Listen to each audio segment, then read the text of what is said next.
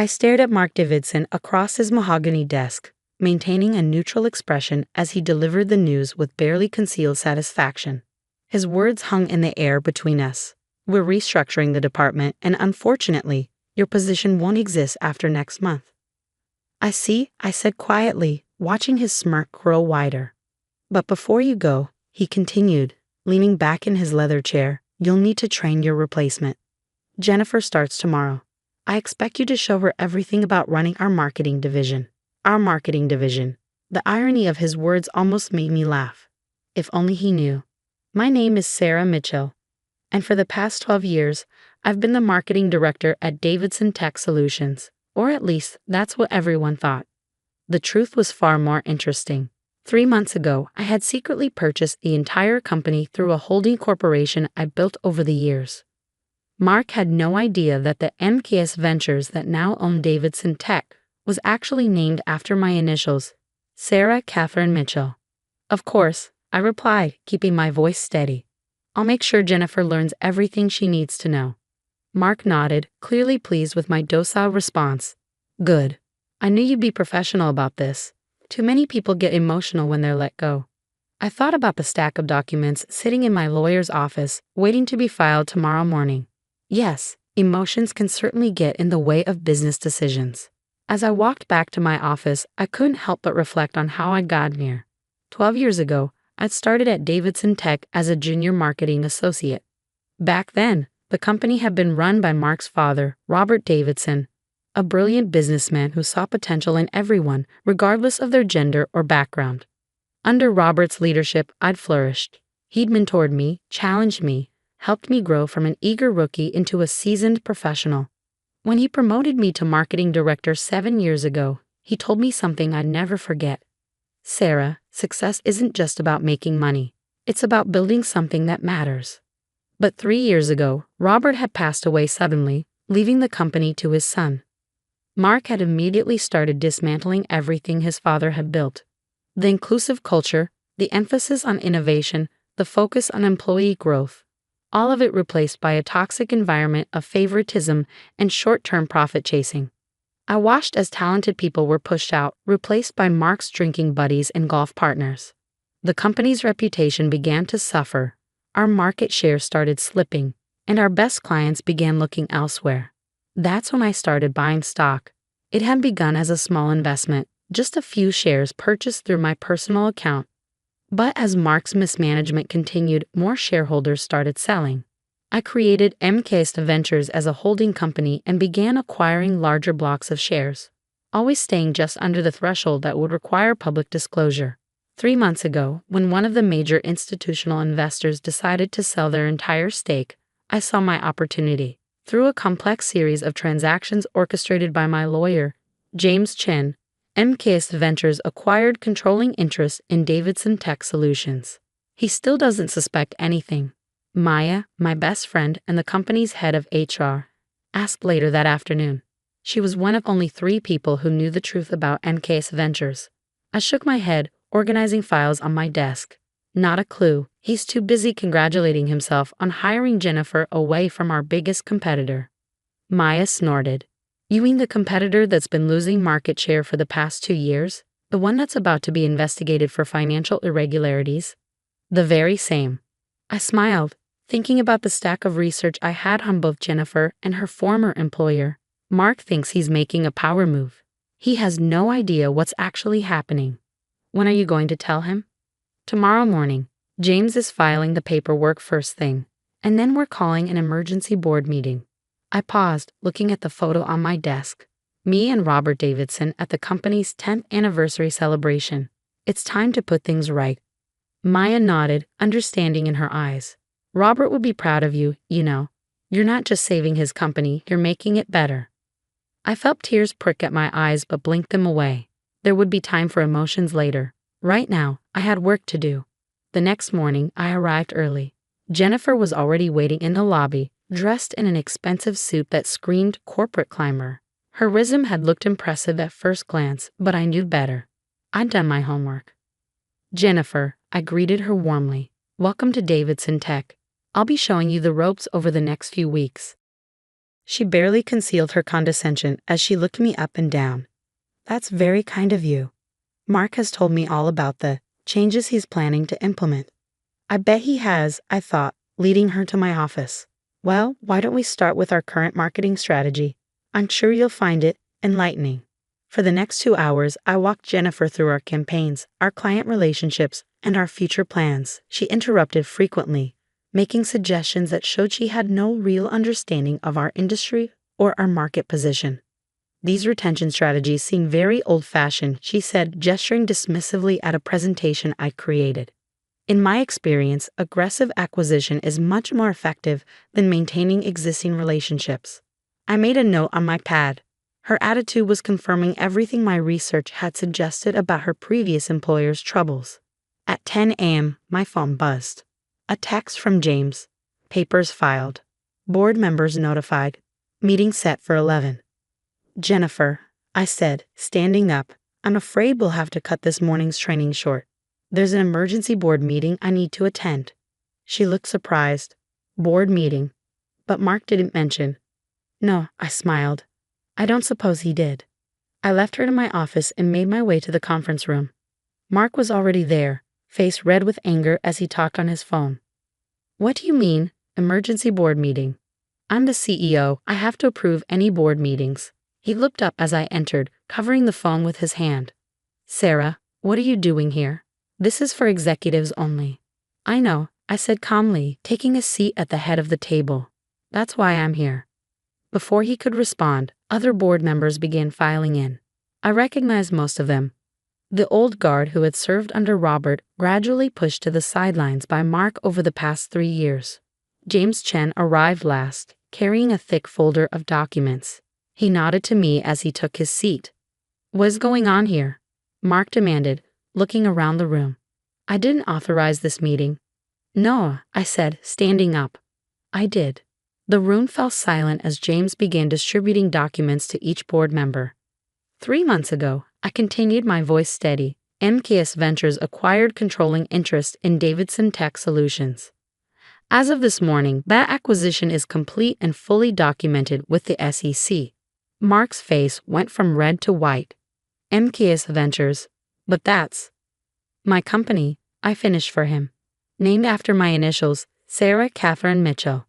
The board members were reading through the documents now, murmurs of surprise and understanding filling the room. This is impossible, Mark sputtered. You're just a marketing director. You can't afford to buy a company this size. I thought about the years of careful investment, the long nights spent studying financial reports, the strategic planning that had led to this moment. Actually, Mark, I can. And I did. I opened my own copy of the documents. Now shall we discuss the future of Davidson Tech Solutions? The look on his face was everything I'd imagined it would be, a mix of shock, rage, and dawning comprehension. But this wasn't about revenge. This was about something much more important. I pulled out Robert Davidson's old photo from my folder and placed it on the table. Your father built this company on principles of innovation, integrity, and respect for every employee. It's time to return to those values.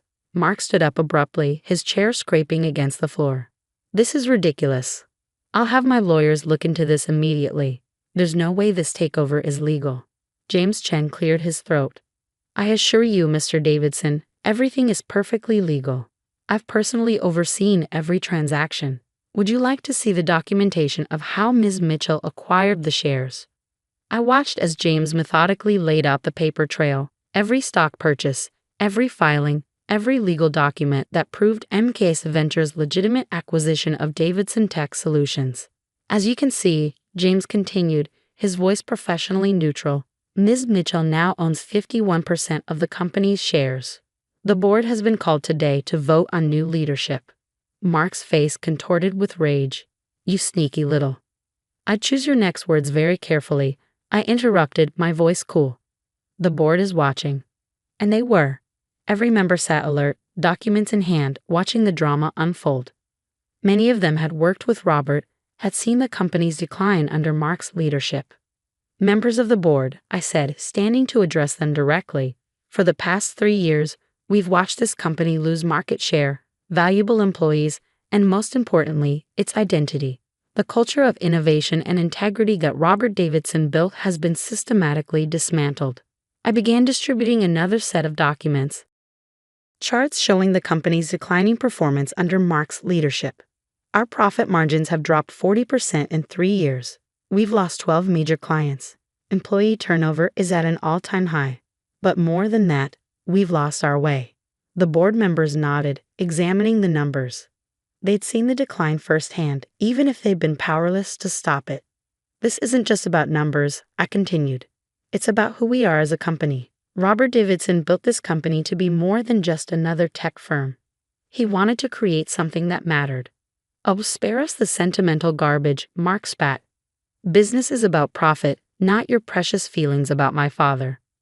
A board member, Janet Chen, no relation to James, spoke up. Actually, Mark, business is about sustainable growth and strong leadership. Something we haven't seen much of lately. Others began nodding in agreement. The tide was turning. I moved to vote on new leadership, Janet said firmly. I second the motion, another board member added. Mark looked around wildly, realizing he was losing control. You can't do this. I'm a Davidson. This is my company. No, I said quietly. It was your father's company, and he knew that leadership isn't inherited. It's earned. The vote was quick and decisive. Within 15 minutes, Mark Davidson was no longer CEO of Davidson Tech Solutions. Security was called to escort him from the building, his face purple with rage as he shouted threats about lawsuits and revenge. As the board filed out, Janet stayed behind.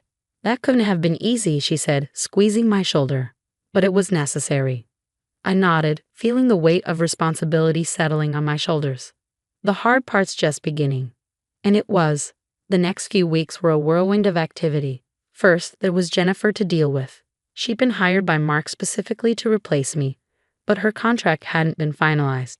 After a brief conversation where I outlined my concerns about her previous employer's practices, she decided to pursue other opportunities. Then came the task of rebuilding. Maya and I worked late into the night, reviewing personnel files, identifying talented employees who'd been sidelined under Mark's leadership. Look at this, Maya said one evening, pulling up a file. Thomas Chen in engineering, he's been passed over for promotion 3 times, despite having multiple patents and excellent performance reviews. Let's set up a meeting, I replied. We need people like him in leadership positions. Slowly but surely, we began to reshape the company. I reinstated the mentorship program Robert had started. We revived the innovation lab that Mark had shut down. Most importantly, we started rebuilding the culture that had made Davidson Tech special. A month after the takeover, I sat in what had once been Mark's office, now significantly redecorated, reviewing our progress with Maya. Employee satisfaction scores are up 30%, she reported, and we've had 3 former employees reach out about coming back. I smiled, thinking about the changes we'd made. The office felt different now, more energetic, more alive. People weren't afraid to share ideas or raise concerns. But not everything was smooth sailing. Mark, true to his word, had his lawyers examine every aspect of the takeover. They found nothing irregular, but the scrutiny was stressful. Then there were the industry rumors he tried to spread, suggesting the company was unstable under new leadership. We answered those rumors with results. Within 6 months, we'd not only stabilized our market position but begun to grow again. Innovation, once stifled, flourished. New products were developed, new clients signed. 1 year after the takeover, I stood in front of the entire company at our annual meeting. The auditorium was packed. We'd hired over 100 new employees in the past year. When Robert Davidson founded this company, he had a vision, not just of creating successful products, but of building something meaningful, a place where innovation and integrity went hand in hand. I paused, looking out at the sea of faces. Some had been there under Robert's leadership, others were new, but all shared the same sense of purpose. For a while, we lost sight of that vision. But today, we're back on track. Our profits are up 45% from last year. Our employee satisfaction is at an all-time high. But more importantly, we're making a difference. I gestured to the screen behind me, showing our latest project. A collaborative effort between our tech team and local schools, helping bring STEM education to underprivileged communities. This is what success looks like, I continued. Not just numbers on a spreadsheet, but real impact on real people's lives. After the meeting, Maya found me in my office, staring at Robert's old photo. "He would be proud, you know," she said softly. I nodded, touching the frame gently. "I hope so. Sometimes I wonder if I did the right thing, taking over the way I did." "Sarah," Maya said firmly, "you didn't just take over. You saved this company. Look at what you've built." She was right. In the past year, we'd done more than just restore the company. We'd made it better. Our technology was more innovative, our culture stronger, our impact greater. The photo on my desk wasn't just of Robert anymore. Next to it sat a new one, taken at our last company picnic. Hundreds of smiling faces, all part of something bigger than themselves. That evening, as I prepared to leave the office, I received an unexpected email. It was from Robert's widow, Margaret. "Dear Sarah, I've been watching what you've done with the company this past year. Robert always said you were special, that you understood what Davidson Tech was really about. He was right. Thank you for keeping his dream alive and for making it even better. With gratitude, Margaret." Tears pricked at my eyes as I read her words. This was why I'd done it, not for revenge against Mark, not for personal gain, but because some things are worth fighting for. The next morning, I arrived early as usual. The office was quiet, but not for long. Soon it would be filled with energy, ideas, and possibility. As I walked to my office, I passed the wall where Robert's old motto hung. "Success isn't just about making money. It's about building something that matters." I smiled, thinking about how far we'd come. Mark had thought he was pushing me out, forcing me to train my replacement. Instead, he'd inspired me to become something more. Not just an employee, but a leader. Not just a marketer, but a visionary. Sometimes the best revenge isn't revenge at all. It's proving that you were right all along, that integrity, innovation, and respect aren't just nice words on a wall, but principles worth fighting for. As the office began to fill with employees, I heard the familiar buzz of creativity and collaboration. This was Robert Davidson's real legacy, not just a successful company, but a place where people could grow, innovate, and make a difference. And now it was my legacy too.